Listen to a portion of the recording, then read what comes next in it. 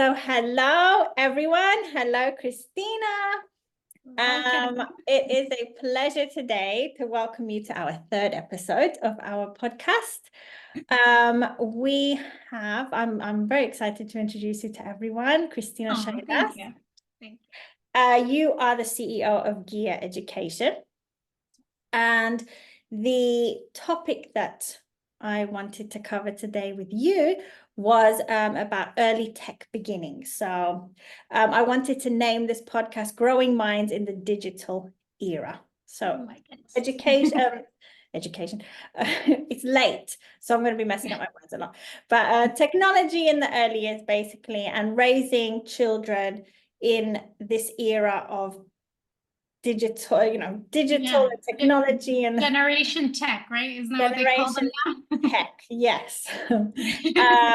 So before we get started, I think it's nice for you to share a little bit about yourself, what you do, where you're from, and then we'll get cracking. Sounds good. So, well, first of all, thank you so much for having me. I'm really excited to be here, and I love what you are doing with the RISE schools, the RISE preschools. So it's a really, really nice approach, and even having this conversation, is a testament to you're trying to be forward and forward thinking, and also getting your parents equipped for what's coming. So that's really, really good, and kudos to you and your team. Okay, so a bit about me. If you haven't picked up a New York accent, that's where I'm from. Originally from New York City. And I came here about 5 years ago to Cyprus. I have Cypriot origin. My father is Cypriot, so there's some connection to the island. Hence the name Shailas. And essentially, I started my career in education technology about a decade ago in a Manhattan independent school. And I was very blessed because not only was it a forward-thinking school, but it was also a funded school. So we had, let's say, the leisure to play with technology. And it was one of the earlier one-to-one iPad schools when iPads, crazy to say this, but had just come out. Like just a couple of years later, we were looking at them for education. So I would say that my career was born in what education technology kind of formulated today. So it's really exciting. I came to Cyprus. I was working for a private school here in Limassol. And now I'm running Gear Education. So I'm trying to spread, of course, what education technology is in Cyprus and Greece. And we're very proud of our partnerships, one of them being Google for Education and many other partnerships to do this. So educating schools like yourselves all the way up to higher education. I think it's really important what you do. I do love what you do because you have taught me a lot, actually. I think, what somebody would initially think you do on a surface level is help schools teach children through technology. But I think a big part of what you do is also teaching teachers how to teach with technology, because I think it's assumed that can be done and then everyone knows how to do it, but it's not actually the case. And I think if teachers are equipped with technology without the knowledge of how to do it, it can be done badly, which is a negative effect on the children. Or not effectively, let's say, not as effective. Let's use positive words. Yes, exactly. No, it won't be as effective. So, and I think that's a big part of what you do. It's more than just giving a teacher an iPad and saying, this is how you're going to teach the children. And I think, sorry, just to kind of chime in there, thank you so much for recognizing that. And I think a lot of it has to do with the fact that many of the partnerships that we have weren't in Cyprus before Gear Education was born. Google for Education is an example. I myself am a professional learning specialist for Apple. That was non-existent. So, getting these kind of companies and solutions here so we're better educated on how to utilize them. And it's not always about the brand, of course, the solutions themselves is really important because they weren't accessible to the teachers. And now there's a place. And I agree with you. My favorite, let's say, group of teachers to work with are the ones that say, I'm not tech savvy. And I'm like, challenge accepted. Here we go. I think my grandmother knows more than me. That's why you're one of my favorites. I knew it. Really bad. So the reason I wanted to do this podcast is because I've noticed that despite the fact that there's this digital era that we're living in, and technology is advancing so fast, and it's such an important component to this generation now, and to our world now. You literally cannot do anything without technology. At the same time, I feel this push with the other extreme, which is get rid of technology. Technology's bad, and everyone's becoming scared of it. Especially, I've noticed, because I meet a lot of mums with younger children, especially mums now that have just become mums, or they have mums of children 4 or 5 years old that are just becoming interested in technology. And they're the other extreme. They're panicking about an extreme use of technology. So it's this huge topic now surrounding the digital era. And that's why I wanted to do this podcast. I think technology isn't something that people should be afraid of. And I think after having conversations with you personally as well, because I'm a mum and I've gone through those phases where technology has panicked me. After having conversations with you, it's actually made me understand technology a bit more, and the advice. And, I know that you can give advice on technology in the early years, and to kind of, if people have the knowledge and are educated a little bit more on it, and they understand it a little bit more, then it becomes less intimidating. Because at the end of the day, we have to have it in our lives. We have to understand it. This is where the world is going. I was told the other day, which was really scary, that soon there's not going to be any cash. It's going to be, oh gosh, cashless. I know. Wow. There's going to be no cash anymore. And I felt really old. I was like, what? What happened? Like, that can't happen. So if this is where the world is going, we have to educate our children in technology. And if we don't, it might be, a hindrance to them later on in life. Right. So I wanted to ask you the first question to kick this off, which is, how do you think technology has transformed the landscape of early childhood education? And development? No, it's a very good question. Before I answer it, I do want to state that part of what we're doing as an education technology company is we're trying to make sure that trilogy, let's say teacher, student, parent, are all in the loop of what education technology is. So now we're focusing in on what it is for the parent, right? We talked about the teacher before, making sure that they're using the technology effectively in the classroom.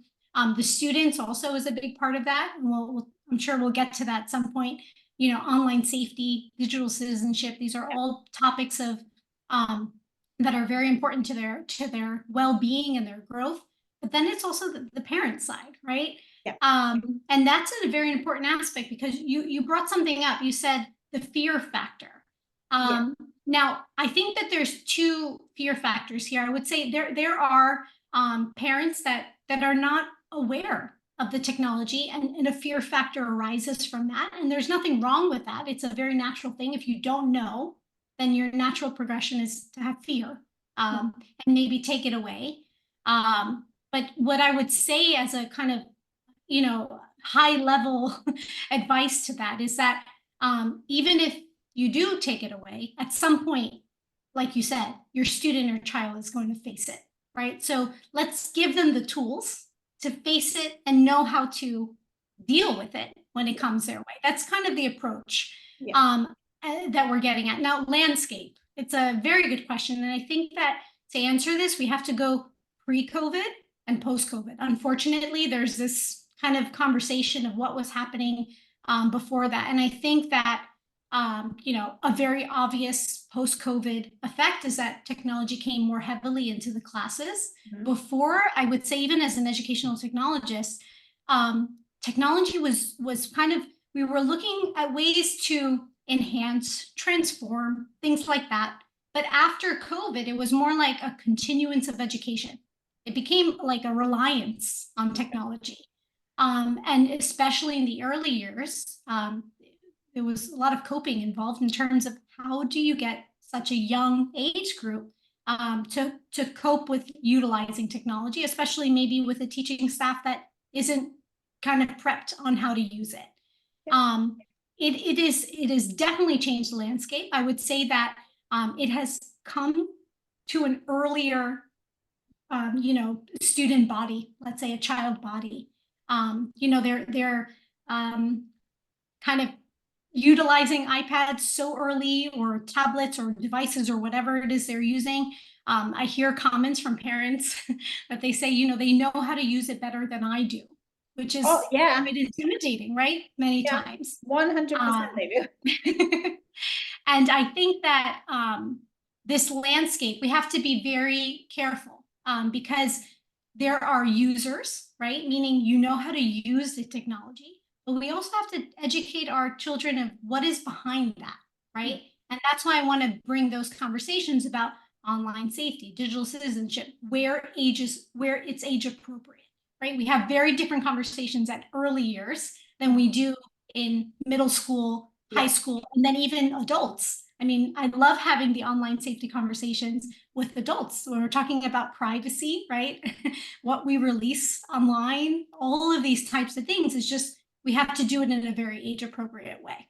I think though, I think now we have to have those conversations with teenagers and adults because it's relatively a new concept to teenagers and adults. But I would hope that if we start these conversations from as soon as they start using it, which can be as early as 6 years old, 5 years old, then it just becomes a habit of being careful what you're doing online. If they're aware from 5 years old, then it's just, with anything else. If they're aware about being environmentally friendly, if they're aware of eating healthily, if they're aware of exercising from 5 years old, if they're aware of being safe online from 5 years old, then it's not something we'll have to worry about later on.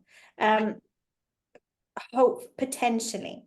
Another thing that I've noticed in terms of how it's changed the landscape of education is I have noticed that children now are starting early years schools, and they know a lot, and their parents will know. Their parents might say, well, it's because they've seen videos on YouTube.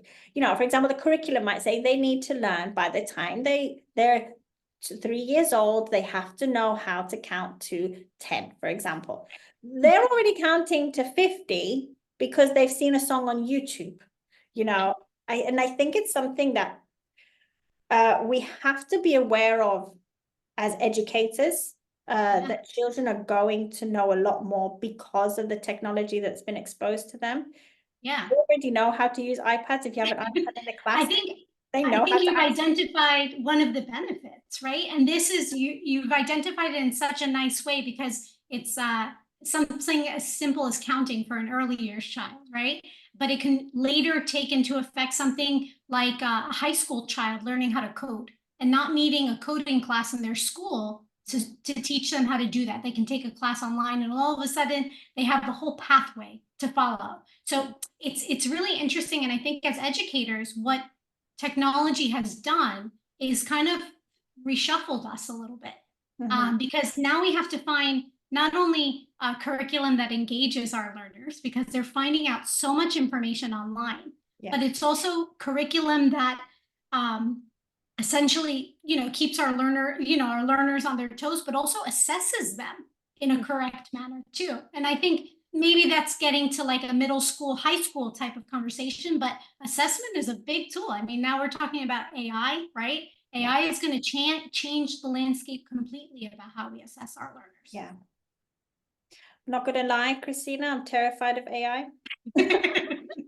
I think it's, again, it's early stages, even for myself, it's an amazing tool, but it's what we make of this tool, right? And I wanted to say one thing before, because you mentioned again, something about the landscape, and I was thinking pre-COVID, post-COVID. I think the reliance and also how we view technology is very important. And I think it's very subtle, but I think it's important for parents to understand this too. Um, it's a tool, right? And how we give it to our children is very important. Is it a learning tool? Is it a tool that we give them to go to the side and not bother mommy and daddy, Right. and YouTube plays continuously, right? Passively. It makes a huge, Yeah. it makes a huge difference of how that tool is utilized. And one funny thing that I would say is, when I was in the school, I was an educator at the time in the school system. We had come back from COVID, and students were actually frustrated. They didn't want to be on their devices anymore, because that tool had turned into the tool that they're on all day at school. And by the time school ended, they were sick of it, right? Yeah. So it's very interesting to see of how you flip that tool because of what you define it as. Yeah. No, I think that brings us nicely into the next topic of conversation I wanted to open, which was the role that parents and educators play in navigating the use of technology, which is, as you said, how are you using it? How are you presenting this to the child? Because it is, you see parents, they might use it, okay, just sit and watch a video, let me have some downtime, which I'm sorry, we've all done. Yeah, I'm going to put my hand up. I have done that 1,000 times. Mommy needs 5 minutes. Please go and watch a video.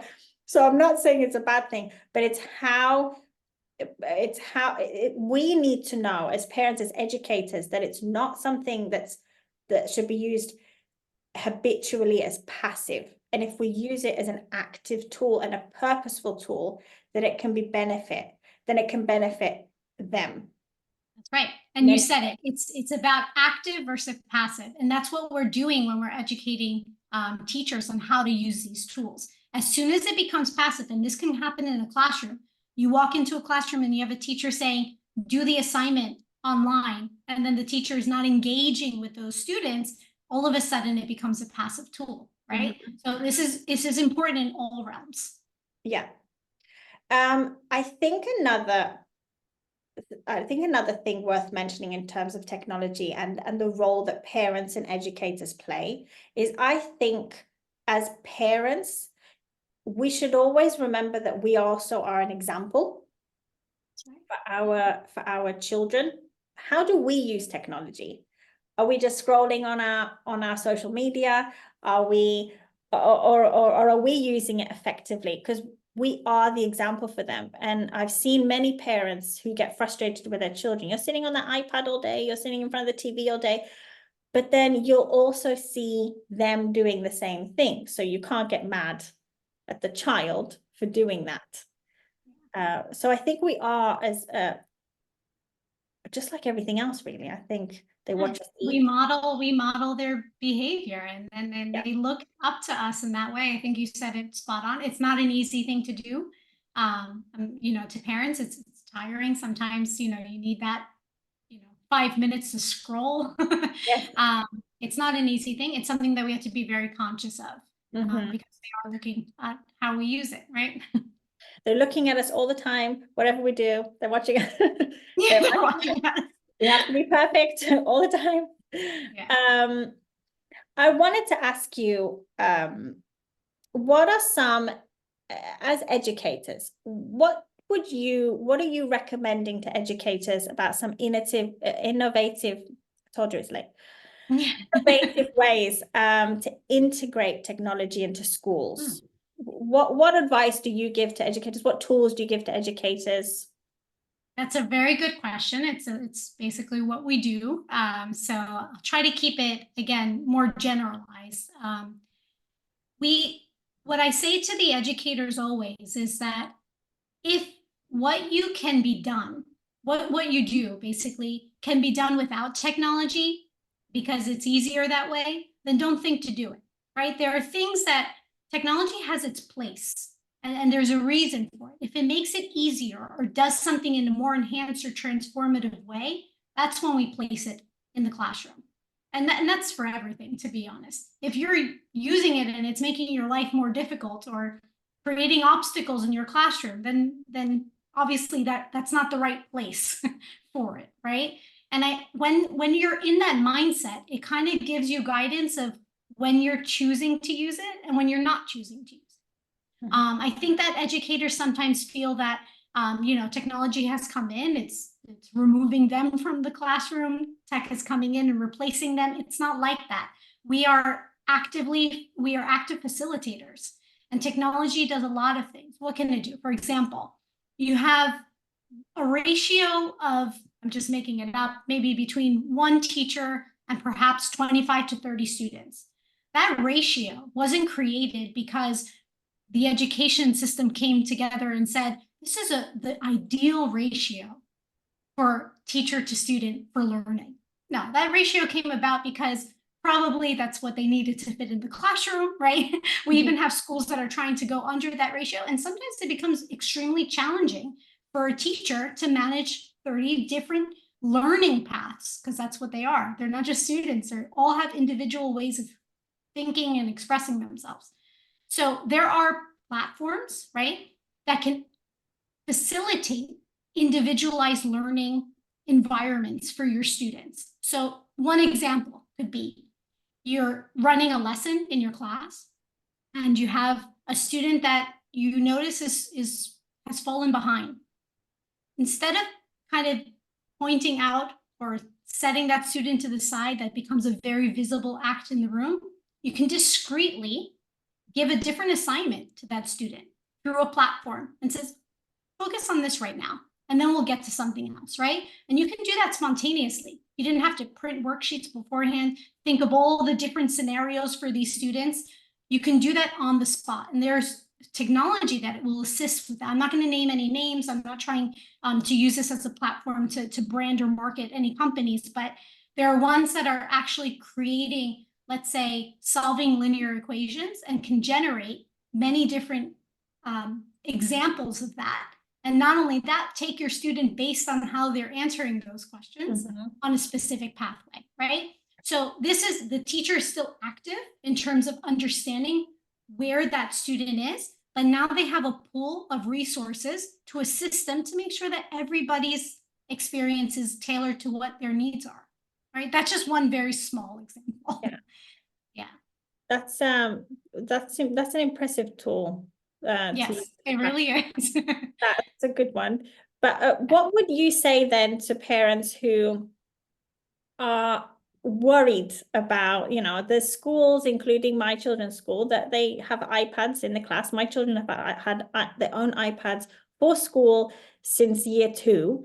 What would you say to those parents that are worried about that? Because there are parents who worry about that. What would you say to them? It's a very valid worry to have, because it is not enough for a school to just choose to use technology, right? The school has to build an appropriate education technology plan or program in place to support that. And it's valid for them to ask questions. For example, they can ask their school, do you have any guidelines in place of how you're using these tools, right? Are you educating your teaching staff on how to use the tools for teaching and learning, right? So that worry should gear those parents to ask questions to the school. Yeah. That's the first thing I would say. Again, it's part of a package. It's not just devices get thrown in. Now, the other thing I would say is that technology, one of the most wonderful things about it is that it brings transparency, right?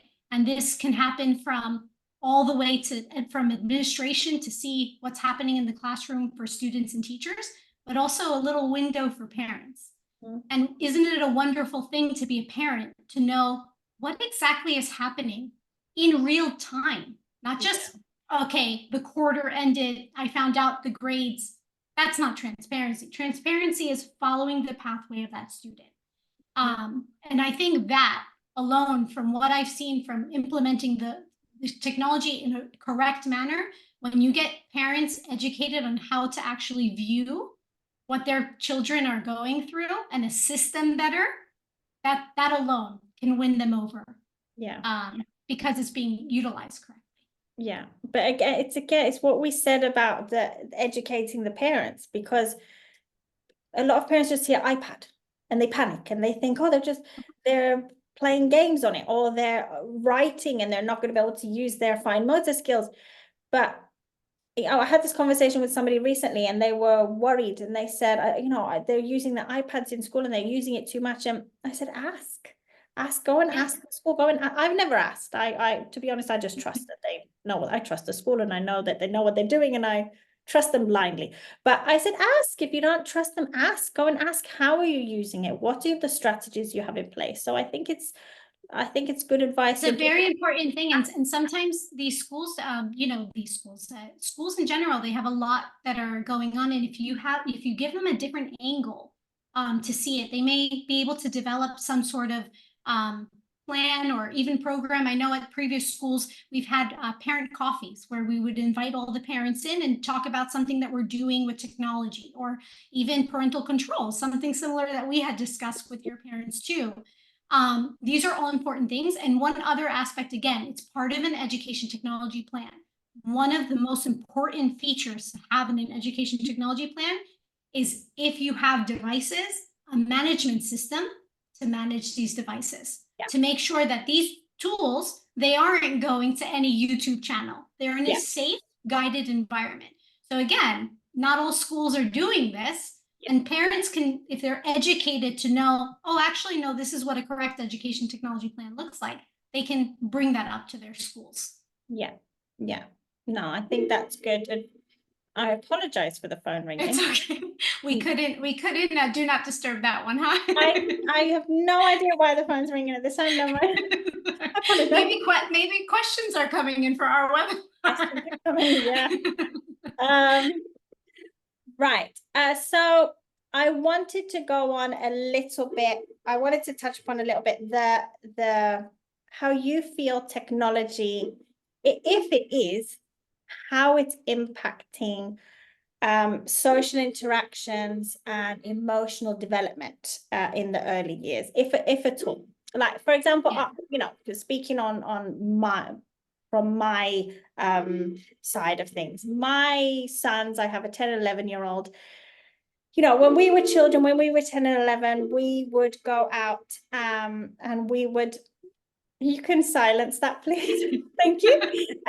When we would come home from school, we would go out and play with our friends. We would go out the door and we would be on our bikes and we'd be interacting with our friends in person.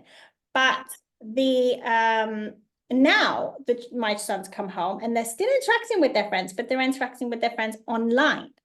So they come home, throw their bag down just as we threw our bag down. They run just as we would run, but they're not running outside. They're running upstairs to their PlayStation. They put their headphones on and they're interacting with their friends.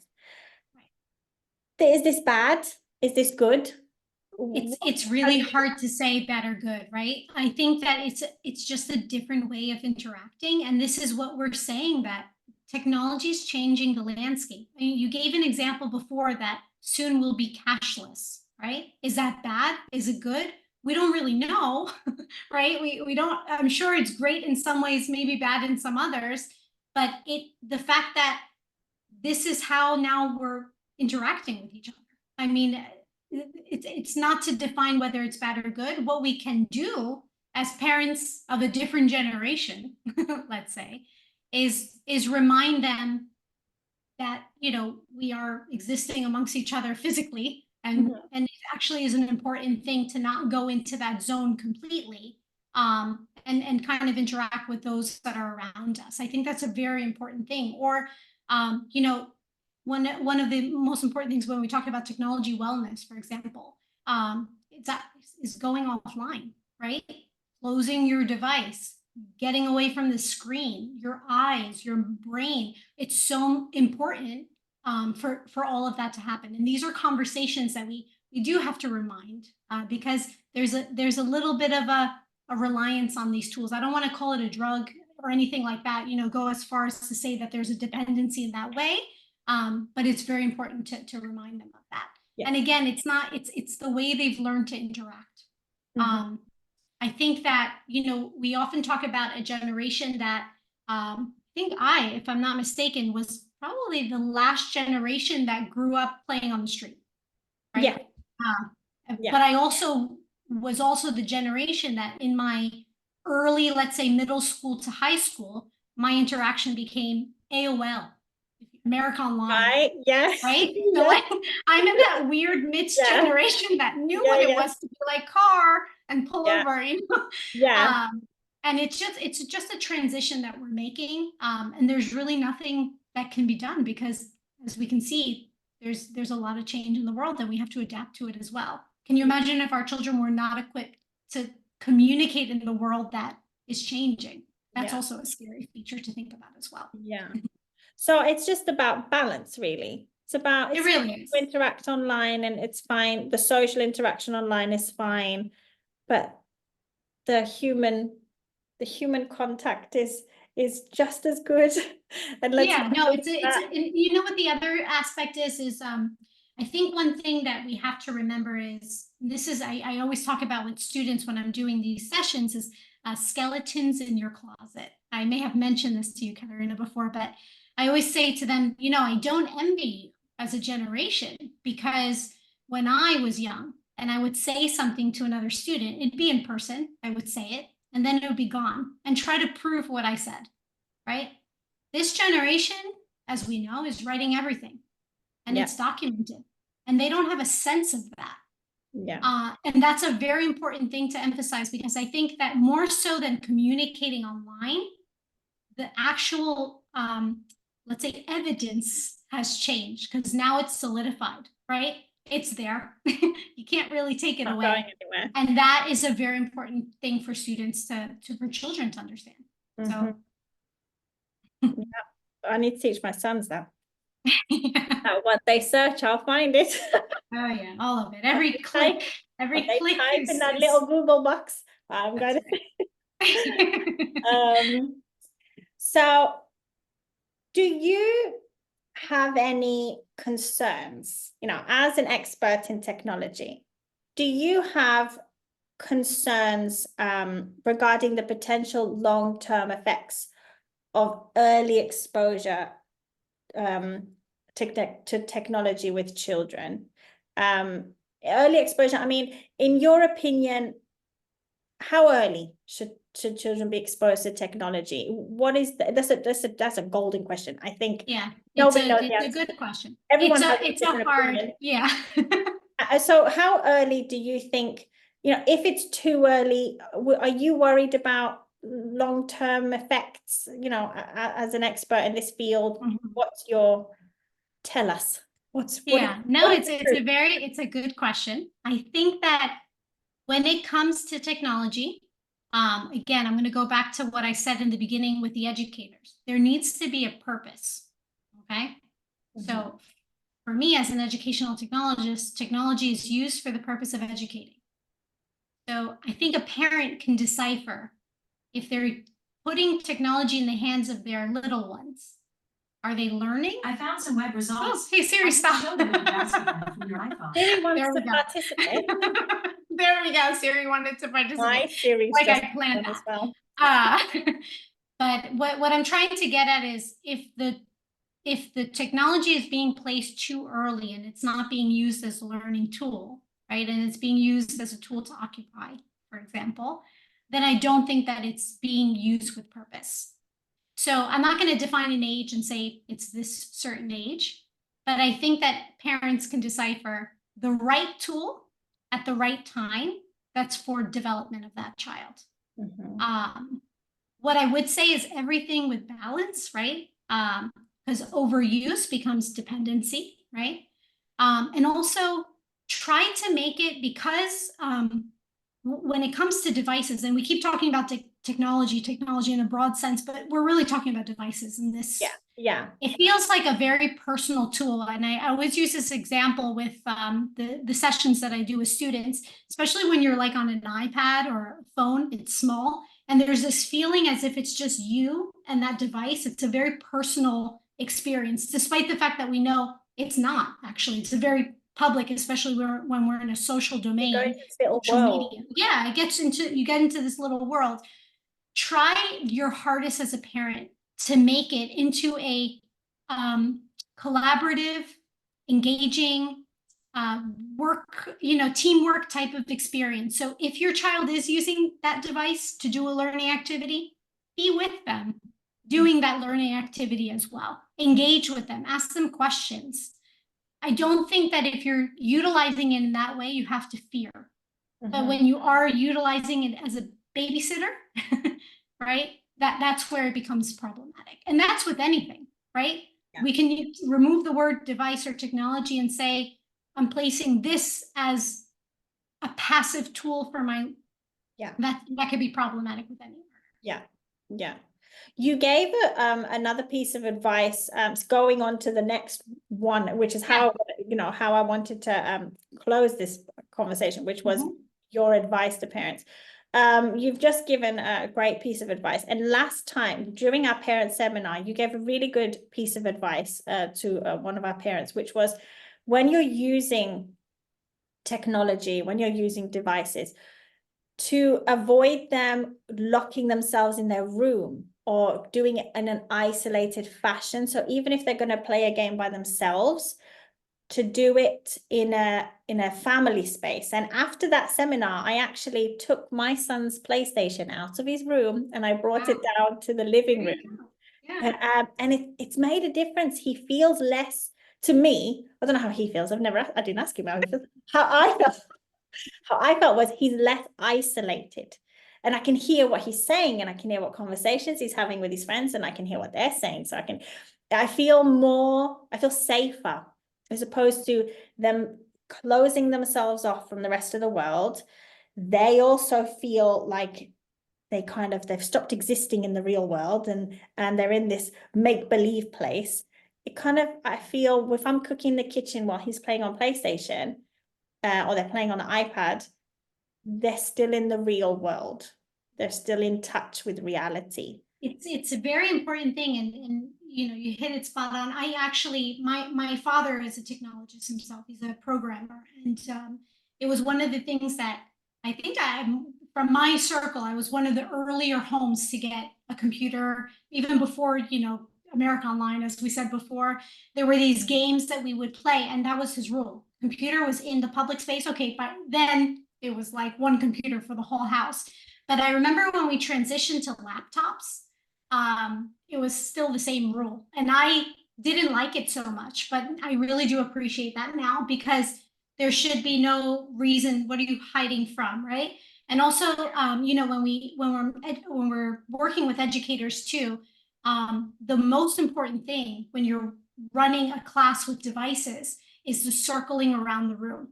And we even go into detail to structure the room in such a way that you are always in the back of the student, right? Because there's this sense of somebody is behind me looking in on my device. It's not spying. We're not trying to spy, but we are trying to eliminate that individual going into a zone of it's me and the device, right?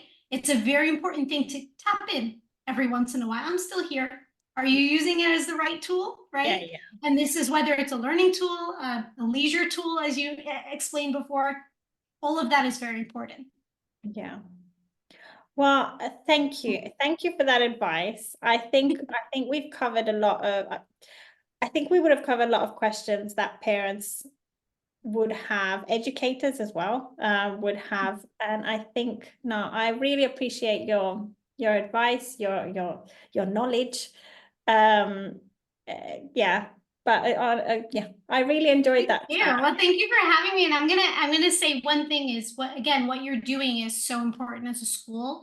And from my experience, again, I would say that you're one of the unique early year schools that are tackling this, at a great start, because your parents have a lot of questions, I'm sure. They're a new generation of students. I don't even know what we're going to call these generation of students, right? That are coming forward. But you're hitting on one of the most important aspects of change in general. Technology is just one of those pieces, is conversation, right? So just by leading this today is so important. And I would emphasize, conversations over dinner, devices to the side, right? Engaging with each other, and even talking about, like, what did you see? What did you feel? A lot of things can come out about things that they experience on technology or online. And it's really important to keep those conversations rolling. And you're doing a great job for your parents. So they're very lucky to have you as a school. I hope so. I hope we do help, because I think the first people you have to educate are the parents before you even get near the children in a lot of areas. And technology is one of them. Myself, I am that parent. I know nothing about technology, and it is important. And having conversations with you helped me a lot, and that's why I said no. We're gonna yes, I'm so happy. And hopefully Christina. The next conversation will be with students as well. I'd love to speak to the little ones too. So yeah, we'll do that in the future sometime. That would be an interesting one. Yeah. on technology. That'd good. Right. Well, thank you, Christina. It has been an absolute pleasure. Thank you again for just sharing and getting involved and passing on your knowledge to the rest of us. And it's been very useful. So yeah, I really appreciate you. Thank you so much. My pleasure. Thank you to everyone for tuning in. Thank you to everyone who listened. I hope this helped. If you have any more questions, obviously people can get in touch I'd say get in touch with me, but I'm not going to have any. I think you are the best person. With me. That's fine. You are the best person to talk about technology. No, jokes aside, obviously anyone can get in touch with us to ask any further questions. We're always happy to help. But for now, bye-bye. Yes. Until next time. And yeah, sending all our love to you, Christina, and to anyone listening. Thank you so much. Bye-bye. Bye.